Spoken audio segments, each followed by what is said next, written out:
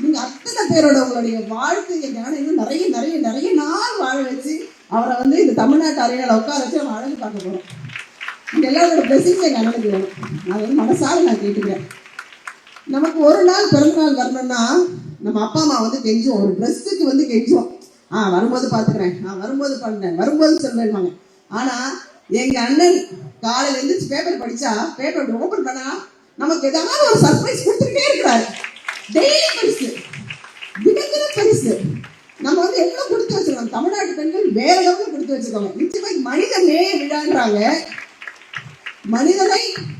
மனிதன் சந்தோஷப்படுத்தி பார்க்கும் விழாவை தான் நான் இதை பார்க்கிறேன்.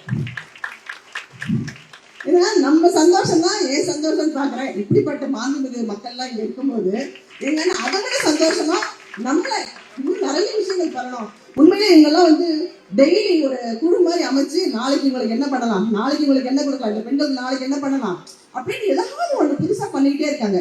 இப்போ சமீபம் அமைச்சர் சொன்னார் புதுமை பெண் திட்டம். நானும் கேள்விப்பட்டேன். அவ்வளோ நல்லா இருந்துச்சு அந்த புதுமை பெண் திட்டமா இருக்கட்டும்.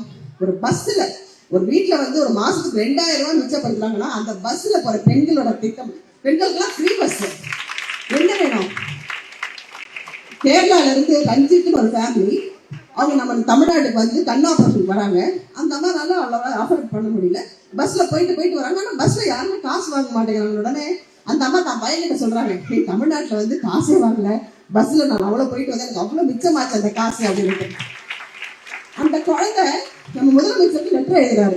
ஐயா, இப்படிப்பட்ட ஒரு சிஎம் எங்களுக்கு இல்லையே, நாங்கள் வருத்தப்படுறோம். அவ்வளோ சந்தோஷம், அவ்வளோ அழகா நீங்க பாத்துக்கிட்டீங்க எங்க அம்மா. அவ்வளோ, அதாவது ஒரு நல்ல கட்டுக்கோப்பா அந்த பஸ்ல போகும்போது அவ்வளோ சந்தோஷமா இருந்துச்சுன்னு சொன்ன உடனே நமக்கெல்லாம் 2 நாள் போன் பண்ணாலே எப்ப அந்த மெசேஜ் பார்க்கணும்னு தோணும். ஆனா எங்க அண்ணன் எவ்வளவு வேலையா இருந்தாலும், அதாவது எனது அண்ணன், நான் வந்து ஆசையா சொல்லுவேன், எனது அண்ணன் மாண்புமிகு முதலமைச்சர் வந்து அந்த குழந்தைக்கு லெட்டர் போட்டு அவர் எழுதின புக்கை அவருக்கு பரிசா கொடுத்திருக்காரு.